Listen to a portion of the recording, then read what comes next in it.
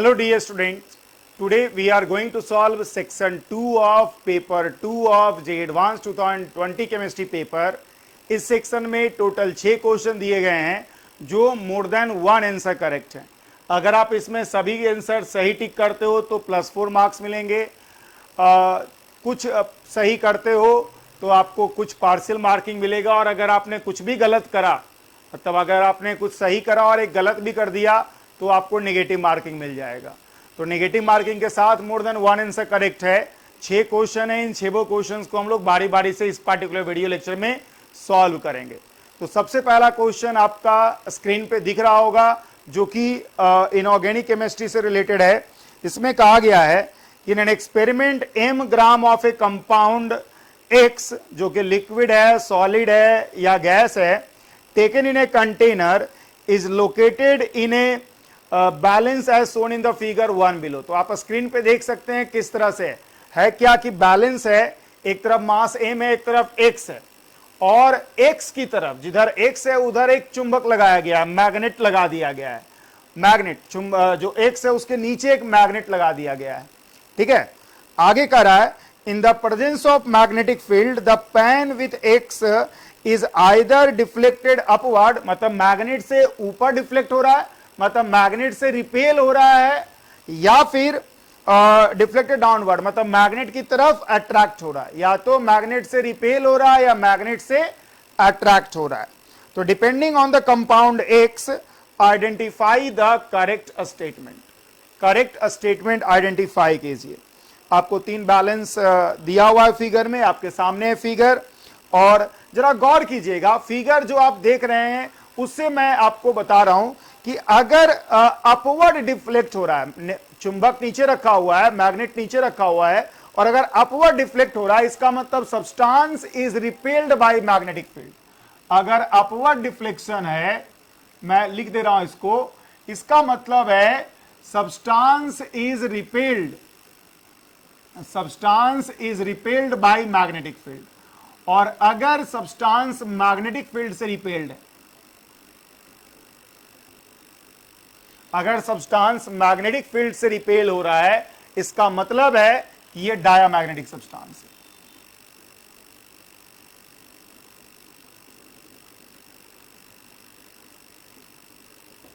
Substance is repelled by magnetic field, और इसका मतलब है यह डायामैग्नेटिक सब्सटेंस है। समझ रहे हैं आप? क्योंकि रिपेल हो रहा है ना, मैग्नेट नीचे है और बैलेंस से क्या हुआ, एक्स ऊपर चला गया है, तो भाई ऊपर चला गया मतलब मैग्नेट उसको रिपेल किया है। अगर डाउनवर्ड डिफ्लेक्शन हो रहा है, डाउनवर्ड डिफ्लेक्शन हो रहा है तो सब्सटेंस इज अट्रैक्टेड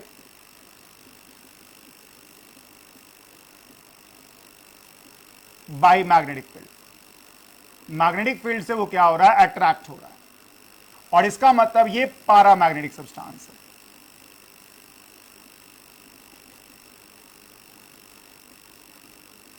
इसका मतलब है ये पैरामैग्नेटिक सब्सटेंस है।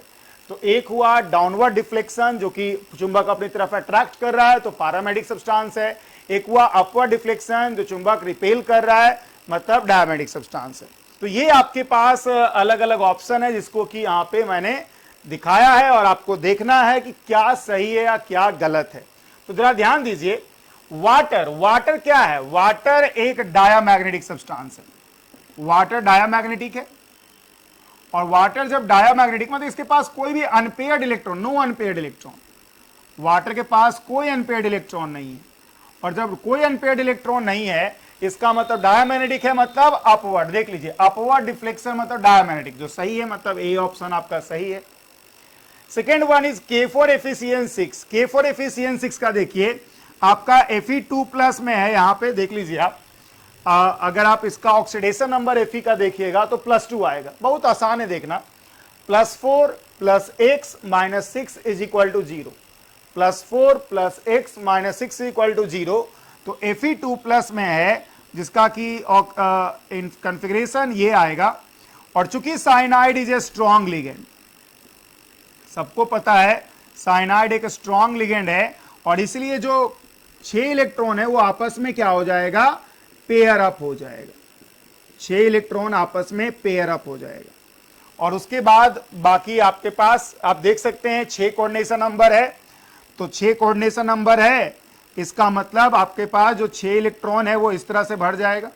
D2sp3 हाइब्रिडाइजेशन होगा, जो कि आप आसानी से देख सकते हैं। D2sp3 hybridisation, D2sp3 hybridisation, no unpaired electron, कोई अनपेड इलेक्ट्रॉन नहीं है। नहीं अनपेड इलेक्ट्रॉन है मतलब डायामैग्नेटिक, और डायामैग्नेटिक मतलब अपवर्ड डिफ्लेक्शन होगा, तो डायामैग्नेटिक है, अपवर्ड डिफ्लेक्शन होगा, तो बी ऑप्शन भी सही हो गया। O2 सभी लोग को पता है, O2 क्या है, आप MOT से जानते हैं। O2 एक ऐसा मॉलिक्यूल है जिसके पास 2 अनपेड इलेक्ट्रॉन होता है, और इसीलिए ये पैरामैग्नेटिक सब्सटेंस है, और पैरामैग्नेटिक का मतलब डाउनवर्ड डिफ्लेक्ट होगा, तो डाउनवर्ड डिफ्लेक्शन का मतलब है पैरामैग्नेटिक, मतलब सी भी सही। डी की बात करते हैं, C6H6। C6H6 क्या होगा, इसके पास कोई अनपेड इलेक्ट्रॉन नहीं है, डायामैग्नेटिक होगा, और डायामैग्नेटिक होगा इसका मतलब अपवर्ड डिफ्लेक्शन होना चाहिए, जबकि दिया हुआ है डाउनवर्ड, इसका मतलब डी ऑप्शन आपका गलत है।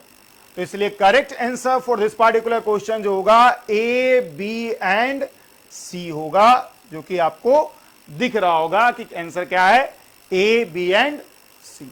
The second question is from organic chemistry as well as from physical chemistry. इसमें एक रिएक्शन, ऑर्गेनिक रिएक्शन दिया हुआ है जो आपके स्क्रीन पे दिख रहा होगा, और इसका काइनेटिक्स का फिगर पूछ रहा है आपसे कि क्या फिगर सही है। तो आप देख सकते हो जैसा कि आपको जो रिएक्शन है वो ये है, CH3CH3Br पे NaOH का रिएक्शन है। आपको रिएक्शन से दिख रहा होगा कि कैसा रिएक्शन है ये, भाई 3 डिग्री अल्काइल हैलाइड पे NaOH रिएक्शन करेगा, SN1 रिएक्शन होगा, तो SN1 रिएक्शन होगा। मैं थोड़ा सा लिख दे रहा हूं और फिर हम लोग करते हैं क्वेश्चंस को। NaBr ये है, और आपको अलग अलग हाफ लाइफ का ग्राफ दिया हुआ है, आपको इनिशियल रेट का ग्राफ दिया हुआ है, आपको Q/P0 का ग्राफ दिया हुआ है, और ln P/P0 का ग्राफ दिया हुआ है टाइम के साथ। तो आप देख सकते हैं क्या क्या दिया हुआ है, और हम लोग अब करते हैं सॉल्व इसे। तो देखिए पहली बात तो ये SN1 रिएक्शन है, 3 डिग्री RBr है, 3 डिग्री RBr पे जो रिएक्शन होगा वो SN1 होगा।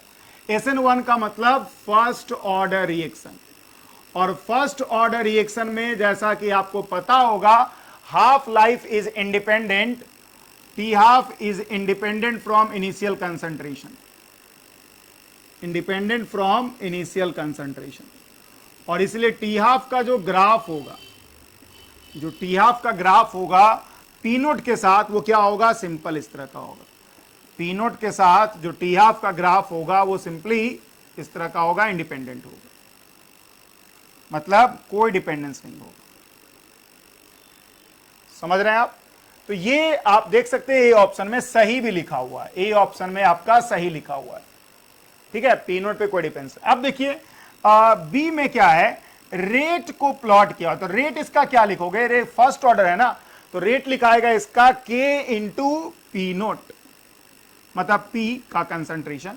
अब देखिए कंसंट्रेशन अगर P का चेंज करोगे, P का कंसंट्रेशन चेंज करोगे P0 के साथ, अगर इनिशियल रेट की बात करते हैं, इनिशियल रेट क्या होगा K इंटू P0, तो रेट को अगर आप प्लॉट करोगे P0 के साथ तो क्या होगा, ग्राफ ऐसा आएगा, लीनियर ग्राफ आएगा, लाइन पासिंग थ्रू ऑरिजिन, जबकि दिया हुआ है कांस्टेंट, इसका मतलब बी जो है ऑप्शन आपका गलत है। सी ऑप्शन में आपको प्लॉट किया है Q/P0।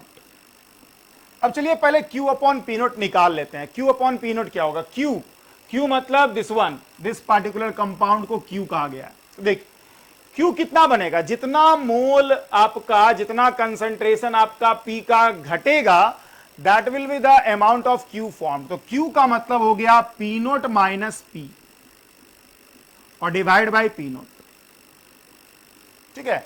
Q/P0 का मतलब हो गया P0 minus P divide by P0, और इसका मतलब हो गया 1 माइनस P/P0, 1 माइनस P/P0, और P की जगह आप क्या लिख दोगे, P की जगह लिख दोगे P0 e to the power minus KT और डिवाइड बाई P0, तो P0 गॉट कैंसिल्ड, और आपके पास Q/P का जो वैल्यू आ जाएगा P0 का 1 minus e to the power minus KT। अब अगर आप मैथ के स्टूडेंट हो तो ग्राफ बनाना जानते होंगे, और ग्राफ बनाना जानते हैं तो आपको पता चल जाएगा कि क्या सही होगा। तो मैं इसको प्लॉट कर रहा हूं, चलिए देखिए मैं इसको प्लॉट कर रहा हूं। सबसे पहले मैं क्या करता हूं, बारी बारी से ग्राफ प्लॉट करता हूं। चलिए दिखा रहा हूं मैं e⁻−kt का प्लॉट करता हूं ग्राफ। तो e⁻−kt का ग्राफ कुछ इस तरह का होगा। इधर मैं नेगेटिव में नहीं दिखा रहा हूं, नेगेटिव में तो जाना नहीं है, e⁻−kt का ग्राफ। अब क्या करना है आपको, -e⁻−kt का ग्राफ। तो -e⁻−kt का ग्राफ क्या हो जाएगा भाई, जरा ध्यान दीजिए। जब भी आप माइनस करते हो fx का ग्राफ, अगर आपको पता है तो -f(x) का ग्राफ क्या होगा, मिरर इमेज। तो mirror image with respect to x axis, तो आपका ग्राफ जो होगा ऊपर से है तो ये क्या हो जाएगा, नीचे से आ जाएगा ऐसे, ये नीचे से आ जाएगा, मिरर इमेज हो जाएगा। ये किसका ग्राफ हो गया, -e⁻−kt का ग्राफ, दिख रहा होगा। अब अगर आपको इसका ग्राफ प्लॉट करना, अब इसमें 1 जोड़ना है, तो 1 अगर आप जोड़ते हो तो आप, चलिए मैं इधर अब बना रहा हूं, इसके बाद मैं इधर बना रहा हूं। तो अगर आप 1 जोड़ते हो तो क्या हो जाएगा, ग्राफ जो आपका है, जो ऑब्वियस सी बात है 1 से पास कर रहा होगा, ये -1 से पास कर रहा होगा। तो अब क्या होगा, ग्राफ आपका कुछ इस तरह का हो जाएगा। तो ये आ गया Q/P0 का ग्राफ विद टाइम। 1 मैंने जोड़ दिया, जो -1 पे था पॉइंट, उसको मैंने क्या कर दिया, आप आई थिंक नीचे चला गया ग्राफ, लेकिन थोड़ा सा जगह कम है इसके कारण से नीचे चला गया ग्राफ। लेकिन मैं बता दूं, मिरर इमेज इसका लेना था, मिरर इमेज लेकर के आपको माइनस में चला जाएगा, -1 से इधर जाएगा। तो ग्राफ जो आएगा Q/P0 का, जो 1 -e⁻−kt का ग्राफ है, वो इस तरह का होगा, जो कि आपके सामने है। तो आपका जो सी ऑप्शन है वो भी गलत हो चुका है, बी भी गलत हो गया है, सी भी गलत हो गया।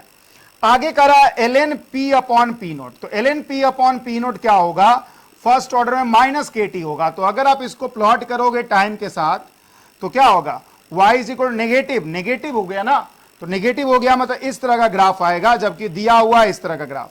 तो ये भी गलत हो गया, डी ऑप्शन भी आपका, डी ऑप्शन का ग्राफ भी आपको गलत दिया हुआ है।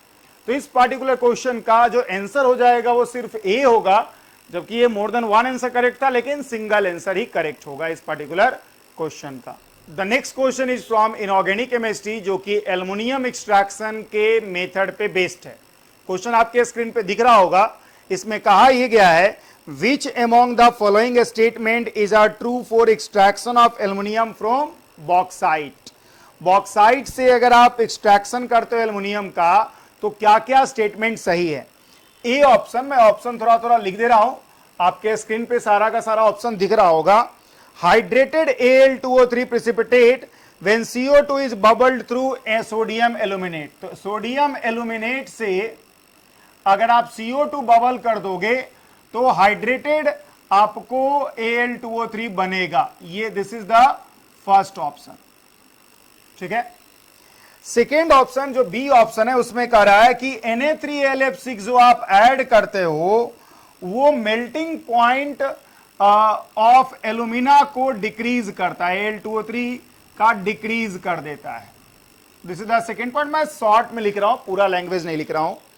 सी ऑप्शन आपको कह रहा है कि CO2 is evolved at the anode by during electrolysis. तो एनोड पे क्या होगा, CO2 एट एनोड प्रोड्यूस होता है, ये बोला गया है।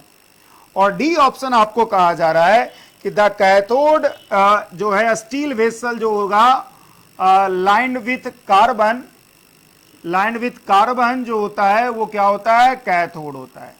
तो ये 4 ऑप्शन आपको दिया गया है एल्युमिनियम का एक्सट्रैक्शन फ्रॉम बॉक्साइट ओर के साथ। तो क्वेश्चन आप देख चुके होंगे, हम लोग अब इसको एक्सप्लेन करते हैं। सबसे पहले करा है सोडियम एल्यूमिनेट का CO2 के साथ रिएक्शन। तो अगर ये वाटर के प्रेजेंस में रिएक्शन होगा तो ये बनेगा AlOH का होल 3 और प्लस Na2CO3 बन जाता है, ठीक है। और यही हाइड्रेटेड Al2O3, हाइड्रेटेड Al2O3 का मतलब हुआ क्या, AlOH का होल 3। तो वाटर के प्रेजेंस में अगर ये रिएक्शन होगा तो AlOH का होल 3 प्लस Na2CO3 बनेगा। बैलेंस में नहीं कर रहा हूं, इसका मतलब ए ऑप्शन सही है। अब क्रायोलाइट आप ऐड करते हो किस लिए, एल्यूमिना का मेल्टिंग पॉइंट घटाने के लिए, as well as electrical conductivity बढ़ाने के लिए। ये कोवलेंट नेचर इसमें बहुत ज्यादा है, ये आयनिक नेचर वाला कंपाउंड है जो इसका कंडक्टिविटी भी बढ़ाएगा, मेल्टिंग पॉइंट भी घटाएगा। तो सही है सी ऑप्शन भी, बी ऑप्शन भी।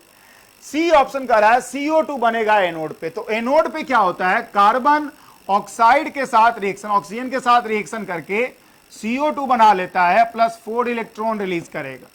तो ये भी सही लिखा हुआ है, ठीक है, CO2 बनेगा एनोड पे, ये भी सही लिखा हुआ है। और लास्ट ऑप्शन है कि steel vessel lined with carbon जो होगा कैथोड के रूप में वर्क करेगा, ये भी सही है। कार्बन एनोड होता है इसमें, और steel vessel lined with carbon जो होता है कैथोड होता है इसमें। तो डी ऑप्शन भी आपका सही है। तो अगर आप एल्युमिनियम एक्सट्रैक्शन को पढ़े हो अच्छे से, तो आप आसानी से इन चारों ऑप्शन को चेक कर सकते हो और देख सकते हो कि चारों का चारों ऑप्शन यहां पर सही है। The next question is again from inorganic chemistry, जिसमें कि आपको टिन के प्रॉपर्टीज से रिलेटेड सवाल है। क्वेश्चन आपके स्क्रीन पे दिख रहा होगा। क्वेश्चन में यह कहा गया है कि choose the correct statement among the following. आपको चार ऑप्शन दिया गया है और आपको चूज करना है कि क्या ऑप्शन आपका सही है। मैं थोड़ा लिख दे रहा हूं। ए ऑप्शन है SnCl2 2H2O is a reducing agent, this is the first option. B option आपसे पूछा जा रहा है, बोला जा रहा है SnO2 react with KOH to produce K2SnOH का होल 6, ये बोला जा रहा है। सी ऑप्शन आपको बोला जा रहा है ए solution of PbCl2 in HCl जो है वो कंटेन करेगा Pb2 plus and Cl minus.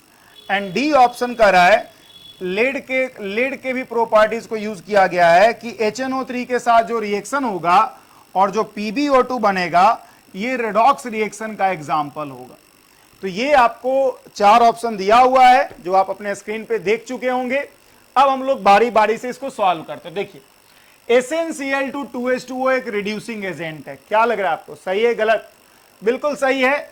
Sn2 plus reducing agent होता है because it self get oxidise, it has tendency to oxidise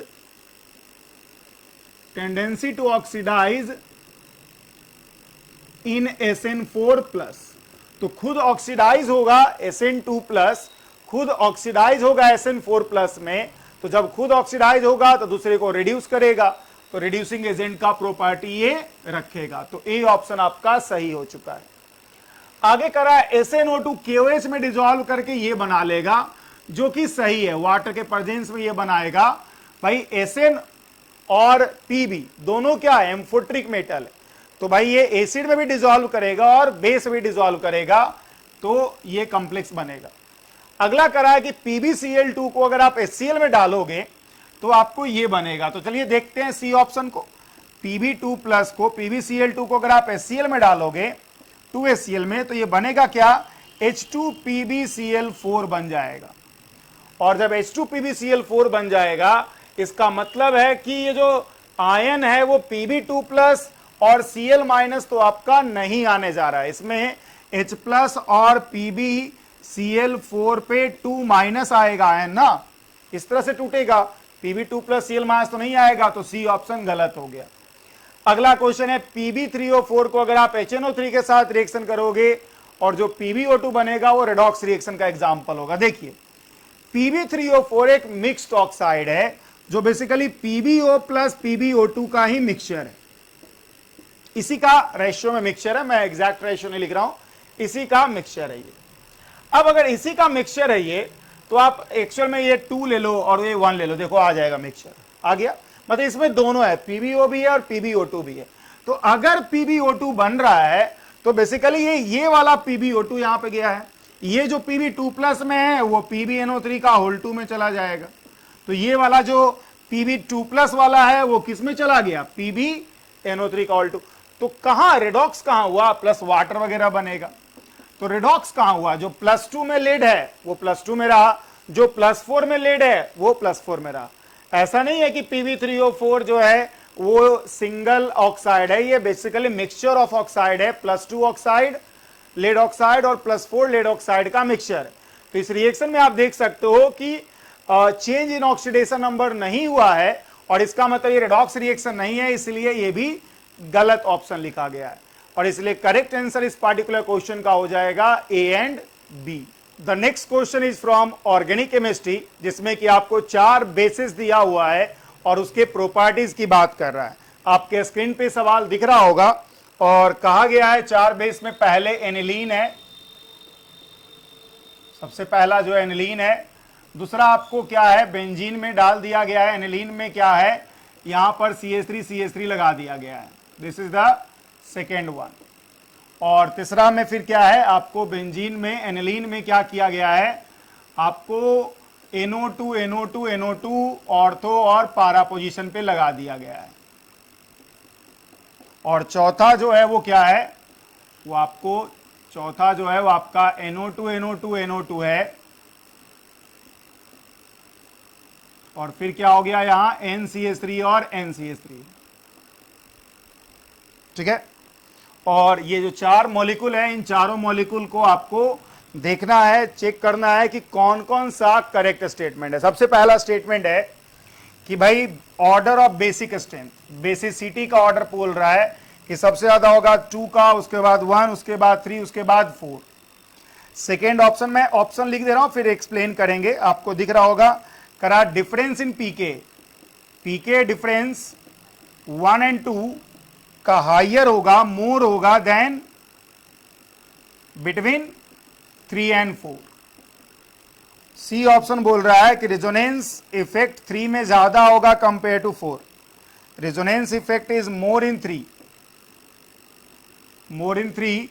then 4। और डी इफेक्ट बोल रहा है कि steric effect in 4 make it more basic than 3। तो आप देख चुके होंगे क्वेश्चन आपके स्क्रीन पे, सारा कुछ मैंने उसको लिख भी दिया है।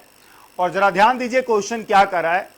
सबसे पहले करा है बेसिक। अब जरा देखिए, पहले हम लोग चेक ही कर लेते हैं। देखिए यहां पर स्टेरिक हिंड्रेंस होने के कारण आपका जो मतलब जो प्लेन है इस लोन पेयर का और ये रिंग का, वो अलग हो जाएगा, ये रोटेट कर जाएगा।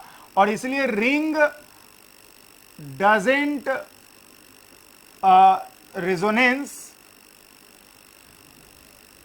Resonance with lone pair of nitrogen. और लोन पेयर ऑफ नाइट्रोजन के साथ रेजोनेंस नहीं करेगा, और इसका मतलब रिंग जो है इलेक्ट्रॉन को नहीं ले पाएगा। ठीक है, रिंग जो है इलेक्ट्रॉन को नहीं ले पाएगा, और जब इलेक्ट्रॉन को नहीं ले पाएगा तो इसीलिए इलेक्ट्रॉन ये आसानी से बाहर दे पाएगा। मतलब यहां पर बेसिक स्ट्रेंथ सबसे ज्यादा, मैक्सिमम बेसिक स्ट्रेंथ हो जाएगा इन सभी में।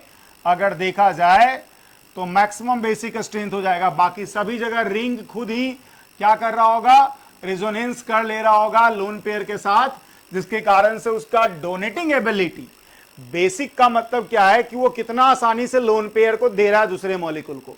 जब वो मॉलिक्यूल के अंदर ही उसमें रेजोनेंस हो रहा है, रेजोनेंस का पॉसिबिलिटी है, तो बाहर इलेक्ट्रॉन देने का पॉसिबिलिटी खत्म हो जाएगा ना।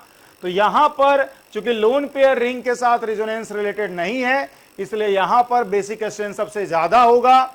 इसलिए 4 का बेसिक स्ट्रेंथ सबसे ज्यादा होगा। इसका मतलब ये गलत लिखा हुआ है। सबसे ज्यादा मैं बता दूं, सबसे ज्यादा होगा 4 का। उसके बाद जरा ध्यान दीजिएगा, उसके बाद क्या हो जाएगा, उसके बाद हो जाएगा 2 का, चूंकि डोनर लगा हुआ है, ये एक्सेप्टर है लेकिन डोनर लगा हुआ है। उसके बाद 1 का, और सबसे कम हो जाएगा 3 का। ये होगा।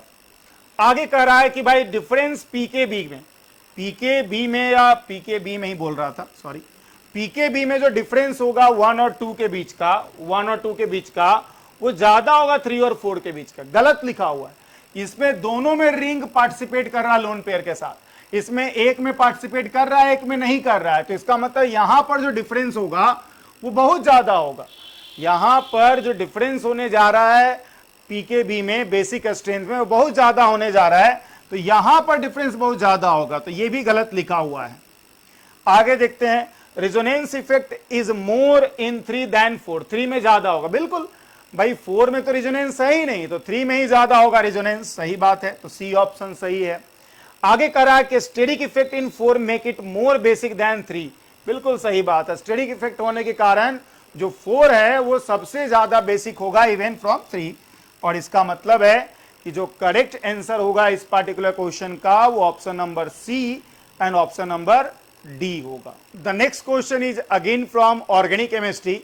और इसमें आप देख सकते हैं अपने स्क्रीन पे सवाल, जिसमें कि आपको ये सेट ऑफ रिएक्शन दिया हुआ है, P को रिएक्शन करवाया गया है जिसका कि फॉर्मूला C9H12 है, उसको आपको अलग अलग रिएक्शन करवाया गया। मैं जो लिख रहा हूं आपको स्क्रीन पे दिख रहा होगा, वैसे ये C9H12 है।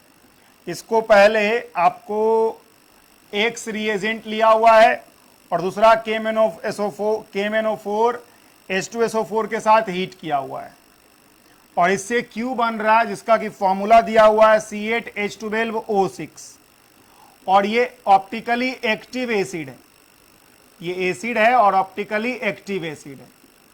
क्लियर है बात?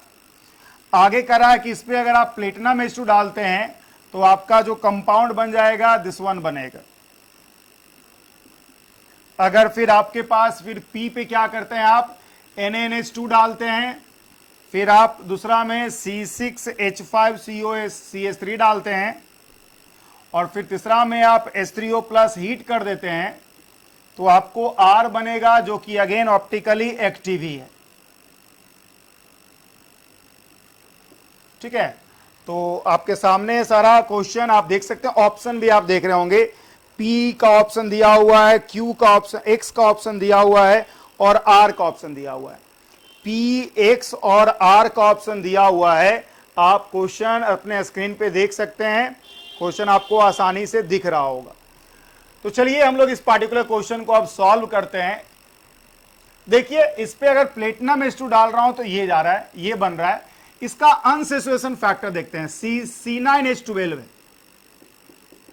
UF कितना होगा अनसैचुरेशन फैक्टर, आप देख सकते हैं हो जाएगा 9 × 2 18 और 20 20 - 12/2 मतलब कितना हो गया 8/2, दैट इज इक्वल टू 4। और 4 है, एक तो डबल, एक तो रिंग के कारण है। अब बाकी जो 3 होना चाहिए वो अदर, मतलब देख सकते 12/2 दैट इज इक्वल टू कितना आ जाएगा, देख सकते हैं 20 - 12 मतलब 8/2 मतलब that is equal to 4। UF factor 4 है, ये समझ में आ गया होगा आपको। अब यूएफ फैक्टर 4 है मतलब एक तो रिंग के कारण है, बाकी 3 आपको यूएफ फैक्टर और इसमें रखना है, 3 यूएफ फैक्टर और चाहिए। चलिए अब 3 यूएफ फैक्टर चाहिए तो एक डबल बॉन्ड और एक ट्रिपल बॉन्ड या 3 डबल बॉन्ड, यही तो होगा। अब जैसा कि आपको दिख रहा होगा कि X डालने के बाद फिर आपको KMnO4 वगैरह ऐड कर रहे हैं और एसिड बन रहा है।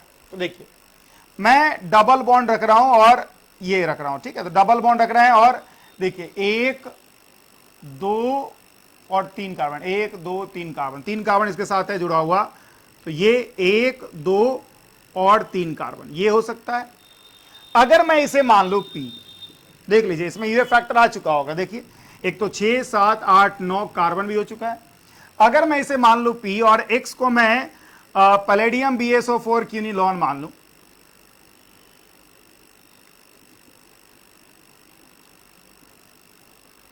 तो क्या होगा, इससे डबल बॉन्ड जो ट्रिपल बॉन्ड है वो क्या हो जाएगा, डबल बॉन्ड में कन्वर्ट हो जाएगा।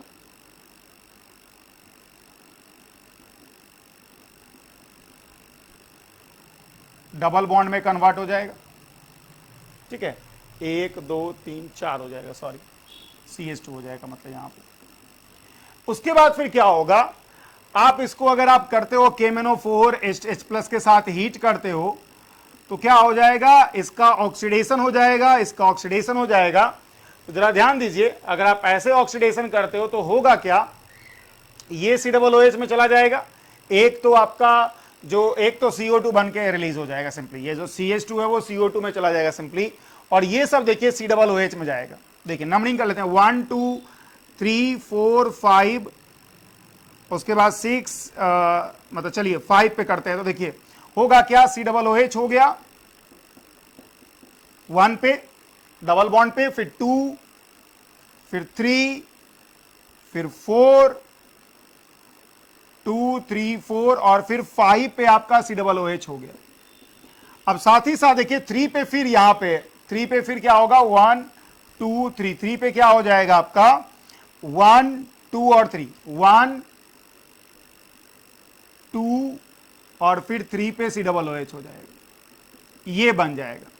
अब जरा देखिए क्या ये ऑप्टिकली एक्टिव है, तो ऑप्टिकली एक्टिव नहीं रहा ये, क्योंकि देख सकते हैं जितना दूरी पे इधर है उतना ही दूरी पे इधर है, तो तो ये ऑप्टिकली एक्टिव कायरल नहीं हो गया, ये ए कायरल हो गया। और इसका मतलब है कि आप इस तरह से नहीं रख पाओगे पी को, क्योंकि ये जो बना आपका क्यू वो कायरल नहीं रहा। तो आप चलो क्या करते हैं, मैं पी को अब थोड़ा सा चेंज करता हूं। मैं क्या कर लेता हूं, ऐसे रख देता हूं। मैंने इसका पोजीशन चेंज किया, या तो आप यहां रख सकते हो, वही बात है, वही चीज है, यहां पे यहां कर दो, वही चीज है। तो आप ऐसा अगर करोगे तो अब फिर वही बात, इसी को रखना है नीचे एक्स की जगह। अब आप ऐसा करोगे तो क्या हो जाएगा, आपके पास हो जाएगा सिचुएशन ये CH डबल बॉन्ड CH2, और उसके बाद फिर वही KMnO4 और H+ हीट करोगे आप, तो फिर एसिड में बदलेगा। चलिए एसिड में बदलता हूं मैं, 1 2 3 4, तो आपके पास COOH हुआ, और 1 पे बना, 2 लिख दिया, 3 लिख दिया, और उसके बाद 4 पे आपका COOH हो गया, और 3 पे आपका फिर 1 2 3 4, 3 पे आपका क्या है, COOH को मैं इधर ले देता हूं, COOH, और उसके बाद 3 पे क्या है, 1 2 3 4 पे अगेन COOH हो। तो देखिए तो क्या ये ऑप्टिकली एक्टिव है, बिल्कुल है। ये देखिए ये CH स्टार बना, मतलब ये कायरल हो गया। और इसका मतलब है कि P जो है वो आपका ये है, P जो है ये वाला आपका नहीं है। तो P आपको पता चल गया, दिस वन, जो आके आपके ऑप्शन नंबर सी में दिया हुआ है। X का पता चल गया, X में आपको दिया हुआ है palladium quinolone H2, palladium BSO4 quinolone H2, जो कि X भी आपका पता चल गया है, बी ऑप्शन में आपको दिया हुआ है X के बारे में ये सारा कुछ, और H2 भी इसके साथ साथ है, तो ये भी सही हो गया। अब आगे कर रहा है R का ऑप्शन, बताइए R क्या होगा, जरा देखिए R क्या होगा, इसके बारे में पूछ रहा है। मैं मिटा रहा हूं थोड़ा सा, ये तो हम लोग को X पता चल गया, P पता चल गया, अब R की बात करते हैं। तो देखिए हम लोग P तो पता चल ही चुका, अब इसी को R में बदलते हैं। देखिए सबसे पहला क्या किया है, इसमें NaNH2 लिया है, तो NaNH2 से क्या हो जाएगा, ये जो है जो टर्मिनल अल्काइन होता है वो उससे क्या हो जाता है, C- Na+ में चला गया। अब ये C6H5COCH3 रखा है, तो क्या होगा, ये यहां से अटैक कर जाएगा इस पे और इधर चला जाएगा। तो अब आपके पास क्या हो जाएगा, देख सकते हैं C6H5, और उसके बाद फिर क्या हो जाएगा, C और OH हो गया, फिर CH3 हो गया, और फिर ये क्या हो जाएगा, देखते हैं जरा, C ट्रिपल बॉन्ड C, और उसके बाद यहां पे देखिए ट्रिपल बॉन्ड जहां पे उसके एक हट के, तो ये डबल बॉन्ड हो गया। अब इसके बाद फिर क्या करवाया गया है, इसको H3O+ के साथ हीट किया गया है, तो H3O+ हीट किया गया है, तो यहां से क्या होगा, वाटर एलिमिनेट हो जाएगा। जब आप हीट करोगे तो वाटर एलिमिनेट हो जाएगा और बन जाएगा C डबल बॉन्ड CH2, और फिर C ट्रिपल बॉन्ड C, और फिर ये 6 member ring with 1 double bond. तो यही आपका स्ट्रक्चर हो जाएगा किसका, R का। तो भाई आप Q, P, X और R का स्ट्रक्चर देख सकते हैं। अगर आप R का स्ट्रक्चर देखोगे तो आप देखोगे कि आपका R का स्ट्रक्चर जो है मैच नहीं करेगा। आप देख सकते हैं जो स्ट्रक्चर है C6H5 है। डी ऑप्शन आप देखिए, डी ऑप्शन आप देखिए कि आपको एक बेंजीन रिंग दिया हुआ है, ठीक है, बेंजीन रिंग दिया हुआ है, उसके बगल के कार्बन पे डबल बॉन्ड है C2, सही है। उसके बाद C ट्रिपल बॉन्ड C है, उसके बाद डायरेक्ट जो है आपके पास C ट्रिपल बॉन्ड C के बाद क्या हो गया है, हाँ, C ट्रिपल बॉन्ड C के बाद डायरेक्ट जो है,